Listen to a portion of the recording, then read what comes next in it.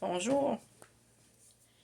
Est-ce qu'il vous est arrivé dans votre vie de sentir un état de plénitude? Je la ressens de plus en plus et je crois que c'est pour quelque chose de très important. C'est qu'à partir du moment où vous faites les choses pour vous, parce que vous êtes oublié beaucoup, et vous faites ce qui vous plaît, vous prenez du temps pour vous, arrive un moment où vous sentez cet état de plénitude. J'en profite pour parler de ça parce que c'est la pleine lune des récoltes, la plus grosse d'ailleurs qu'on va voir dans le ciel, une super lune. Et je me disais, la lune est pleine, j'ouvre mon tarot zen et on parle de plénitude. Bon, j'ai dit un petit message là-dedans.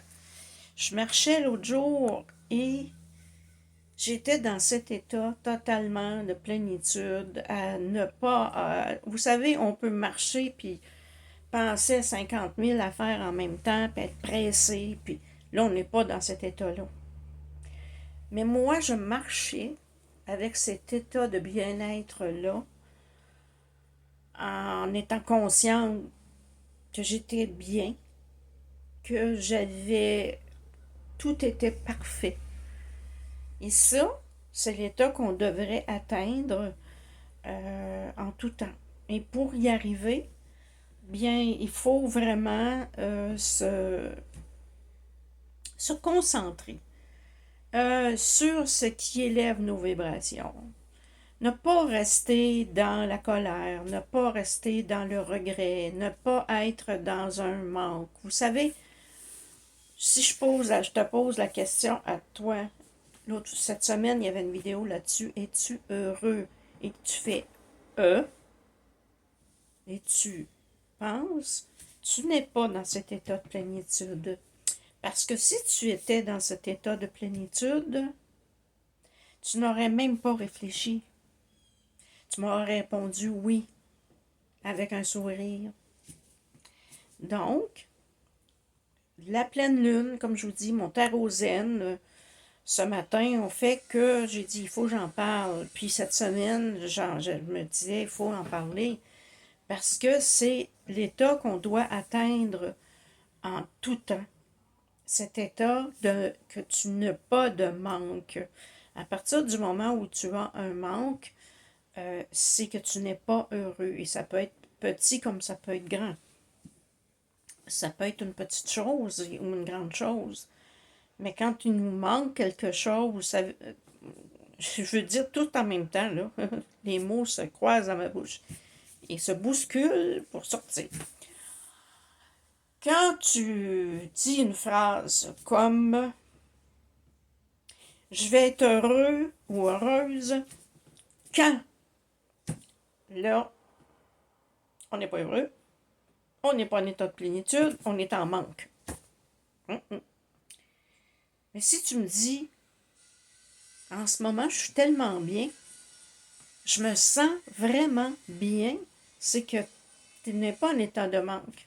Et cet état de manque-là, ben c'est simplement dû à beaucoup de choses qu'on a vécues, beaucoup de blessures antérieures. Et cet état de manque-là est une preuve qu'on manque d'amour envers soi-même. Moi, j'ai vu des gens avec tout. Vous savez, quand on dit tout pour être heureux, on dit ça, cette femme-là a tout pour être heureuse. Et pourquoi elle ne l'est pas? Parce qu'elle a un manque à quelque part. Tu l'imagines, bon, ok, elle a une super voiture de luxe, elle a une maison de luxe, elle a une piscine, elle a de l'argent à la banque, elle a des vêtements que je peux même pas m'acheter, mais elle est dans le matériel pour combler un manque. Ah, c'est sûr, sa vie est dans le matériel total, mais elle n'est pas heureuse. On peut être heureux avec rien, comme on peut être heureux avec tout. Mais tout vient de soi ici. Tout vient de son intérieur. Comme je vous dis, tu peux avoir un château, hein, et ne pas être heureux parce que ce sont des gens malheureux dans le château. Le bonheur, c'est sûr, ne vient pas du matériel. Alors, on ne va pas dire elle a tout pour être heureuse parce que, mais beaucoup de gens vont dire, ah, moi je la comprends pas, cette femme-là, elle a tout pour être heureuse. C'est une chose que je ne vais pas dire parce que on ne sait pas ce qu'elle vit en dedans, le manque qu'elle a. Peut-être que son mari ne s'occupe pas d'elle. Peut-être que ses enfants l'ont rejetée. Peut-être qu'elle ne s'aime pas. C'est à l'intérieur d'elle, c'est pas tout son intérieur, son extérieur qui compte. C'est à l'intérieur d'elle ce qui se passe. Et malgré tout ça, à côté de moi, elle ne va pas atteindre cet état de plénitude parce qu'elle est en état de manque. Et le manque vient d'un manque d'amour envers soi et vient d'une blessure d'enfance qui est souvent le rejet ou l'abandon. Et on cherche à remplir ce vide par... il y en a qui vont... Ceux qui ont vécu le rejet ou l'abandon, c'est souvent des gens qui vont soit remplir par le matériel, soit remplir par la drogue ou l'alcool, ou le sexe. Mais ils vont essayer de remplir le vide. Mais ils sont toujours vides. Ça ne remplit rien. C'est seulement une illusion. À partir du jour, ils vont s'aimer. À partir du jour où tu vas t'aimer, tu vas la sentir, cette plénitude-là. Parce que tu as de l'amour pour toi. Et là, la plénitude va venir. Et même si cette journée-là, ou ce mois-là, il manque quelque chose que tu aurais voulu acheter, mais tu n'as pas les sous, mais pour toi, c'est tellement pas important. Tu vas faire comme, ça sera pour plus tard, ou le mois prochain, ou... Tu es détaché de tout ça. Et si c'est parce que tu t'ennuies de quelqu'un, parce que ça peut être aussi ça, quand tu es dans l'état de plénitude, tu ne ressens pas l'absence. Et oui, tu ne ressens pas l'absence des autres. Tu n'es pas dans l'attachement. Tu les aimes sans attachement. Ils ne t'appartiennent pas. Tu vas penser, ah, à cette personne-là que tu aimes. Mais tu ne vas pas dire, ah, elle me manque, je m'ennuie. Là encore, là, tu te crées une souffrance. Mais tu peux l'appeler. Au lieu de te dire, pourquoi elle ne m'appelle pas? Là, tu te crées une douleur alors que, ben, prends le temps de l'appeler. Tu t'ennuies. Tu as le droit de l'appeler. En autant que ce ne soit pas une dépendance envers cette personne-là, il n'y a pas de problème. Parce que tout ce qui est dépendant, hein, tout ce qui dépend, toute dépendance qu'on a, émotionnelle ou à la nourriture, à tout ce que vous voulez, là. Aussitôt qu'on a une dépendance, c'est qu'on veut combler un vide. Et si on a ce vide-là, c'est parce qu'on ne s'aime pas. Donc, ce grand trou-là vient d'une blessure de rejet ou d'abandon. Et pour guérir cette blessure de rejet ou d'abandon, il faut s'aimer. Et s'aimer, ça commence par de petites choses. On se regarde dans le miroir et on accepte qui on est. Oui. C'est pas parce que vous allez... Bon, d'autres vont me dire, OK, je me regarde dans le miroir, puis j'aime pas ce que je vois. Ben, tu peux le changer. Ça se change. Tu veux maigrir peut-être? Pas de problème. Si ça te prend ça pour t'aimer, fais-le.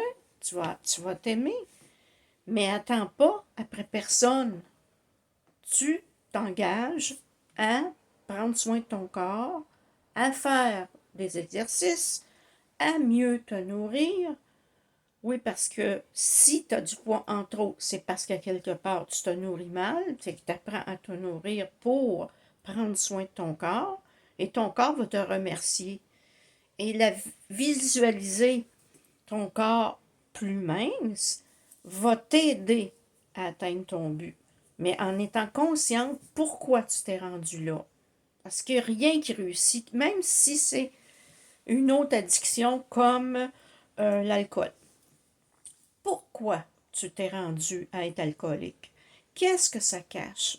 Qu'est-ce que ça vient combler en toi?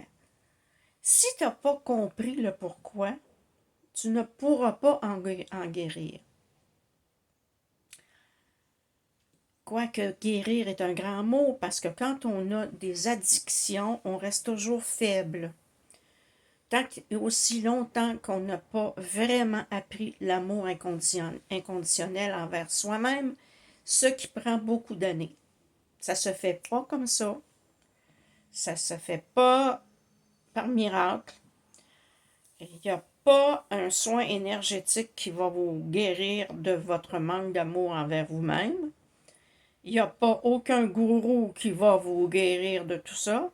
Et c'est un travail personnel sur vous-même. Et le gros de tous les problèmes, c'est le manque d'amour envers soi-même. Dans les 5 blessures, ce sont les 2 qui amènent le plus de problèmes au niveau personnel. Comme je vous dis, les personnes dont la blessure de rejet ou d'abandon a été très forte vont développer des addictions à 80%. C'est beaucoup, hein? Oui, c'est beaucoup. Les autres, ça va être une addiction au travail, une addiction... vous savez, des addictions au travail, c'est peut-être moins pire, si vous voulez, si on regarde ça, qu'une addiction à l'alcool ou à la drogue. Ça fait moins de dommages. Mais ça en fait des dommages. Ça fait des dommages dans votre couple parce que votre femme ou votre mari se sent abandonné, vos enfants se sentent abandonnés. Ça fait certains dommages. C'est pas les mêmes dommages que l'alcool et la drogue ou le jeu. Ces trois-là, c'est terrible les dommages que ça peut faire. Ça détruit ta vie et ça détruit la vie de ton entourage qui t'aime. Mais toi, tu t'aimes pas. Fait qu'eux ont beau t'aimer le plus qu'ils peuvent. Ils ne peuvent pas te montrer comment t'aimer. Ils sont incapables. C'est à toi de le faire. Comme je vous dis, dans les addictions, comme addiction à la nourriture, ben on prend du poids. C'est à nous qu'on fait mal. Les autres, ils s'en foutent que tu as 20 livres, 30 livres, 40 livres de trop. C'est à toi que tu fais du mal, hein? Mais, comme je vous dis, dans les pires, c'est sûr que les addictions à l'alcool et à la drogue et au jeu, ceux-là ont détruit des vies complètes. Tu sais, un gars qui était une fille, je ne veux pas mettre de genre sur ceux qui sont addictifs, mais une personne qui a une grosse addiction peut vendre, surtout au jeu. Il y a des personnes qui ont vendu leur maison pour des dettes de jeu. C'est détruire une famille, ça. Détruire sa vie. Donc, voilà, comme le sujet est cet état de plénitude-là, on ne peut l'atteindre que quand on a enfin réussi à s'aimer. Enfin. Et c'est en guérissant les blessures les plus importantes dans les 5 blessures, qui est rejet et abandon, et c'est le plus gros du travail à faire. Bien sûr, il y a la trahison, hein? C'est sûr, l'injustice, hein? C'est l'humiliation, mais ça, on y arrive plus facilement. On y arrive plus facilement. Bon, OK, on a été humilié par son parent ou par d'autres personnes. On arrive à dire, OK, c'est ça. C'est à ce moment-là, j'ai été humilié. OK, je vais faire le pardon. Puis on y arrive quand même assez facilement quand on s'enligne là-dessus.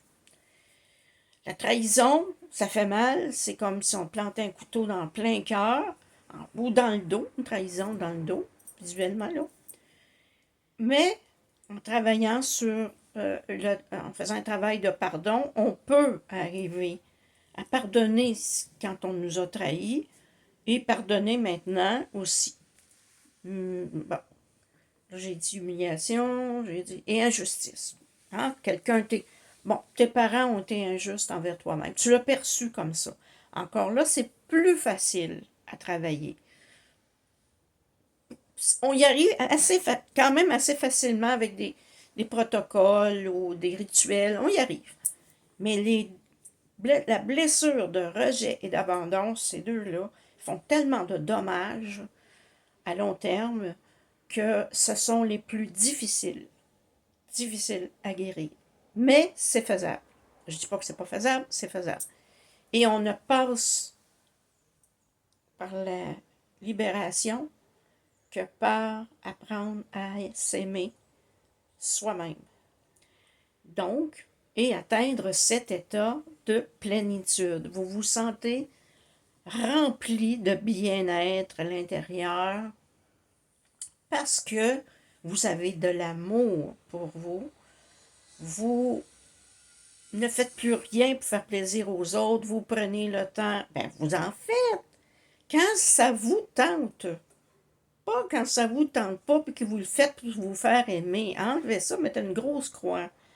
Si ta voisine t'appelle et te demande d'aller l'aider à peinturer et que ça te tente, cette journée-là, ça te tente de changer ta routine, puis tu y vas, il n'y en a pas de problème. Tu le fais en pleine conscience.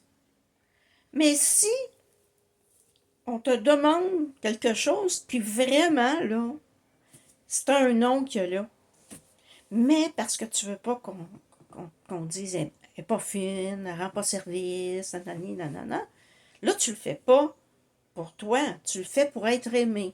Et si tu le fais pour être aimé, tu ne le fais pas par amour pour toi. Ni pour l'autre. Tu le fais pour être aimé. Donc, c'est ça que je voulais vous expliquer ce matin. Si vous voulez l'atteindre, cet état-là, parce que c'est un...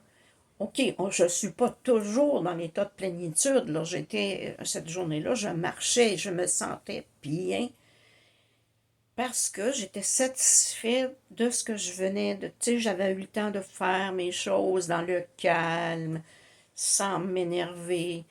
J'ai trouvé tout ce que je cherchais et je revenais à la maison en marchant en me disant qu'on se sent bien avec un beau soleil. C'est ça, être en état de plénitude. Tu es en état de bien-être. Il n'y a pas de vide. Il n'y a pas de trou. Tu n'as pas à dire, si je te pose la question, à ce moment-là, es-tu bien? Tu vas me répondre oui. C'est parce que tu es rempli.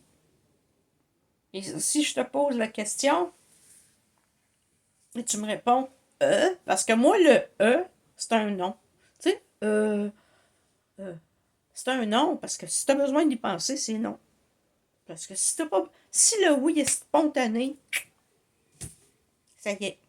Fait que peut-être que ça serait pas mauvais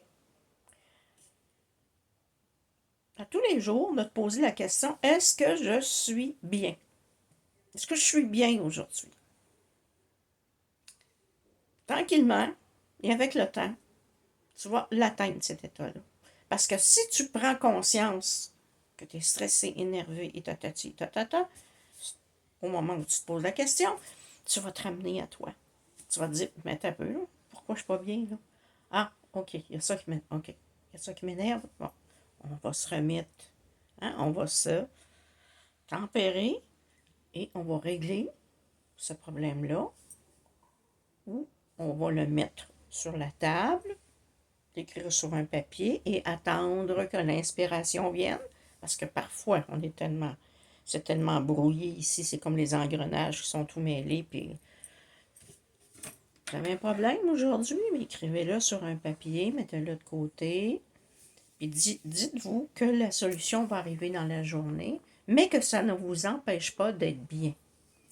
De respirer, d'apprécier le soleil, le beau soleil, et d'apprécier ce que vous avez. Et je reviendrai avec une vidéo sur ça. Apprécier ce que l'on a. Alors, je vous laisse aujourd'hui avec une grande réflexion. Es-tu rempli?